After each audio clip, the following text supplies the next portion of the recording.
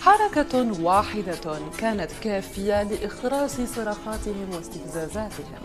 نعم، الدركي الجزائري الذي كان واقفا في منطقة بين الأجراف في الحدود مع المغرب لم يكن مضطرا لقول الكثير ليبرز أغلى ما يحوزه الجزائريون، وهي الكرامة والأنفة، أمر يفقده من كانوا يريدون استفزازه.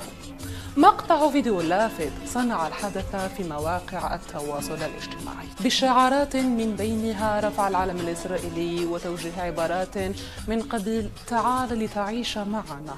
كان الرد فيه بسيطا وقويا، حيث اكتفى بإشارة واحدة إلى أنفه والتي تعني باللغة الجزائرية احنا دنيف، في رسالة رمزية عبرت عن الكرامة والكبرياء دون الدخول في أي احتكاك مباشر. الفيديو جلب تفاعلا كبيرا في مواقع التواصل وتم التعليق عليه بالطريقة التالية: الدركي يستحق وسام استحقاق على هذا التصرف. نعم، الجزائر مات عليها ملايين الشهداء لعيش شعبها بكرامته وأنفهم مرفوع.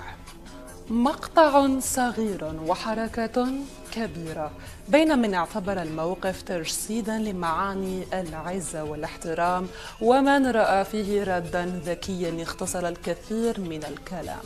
تحول هذا المشهد إلى ظاهرة رقمية انتشرت في مختلف المواقع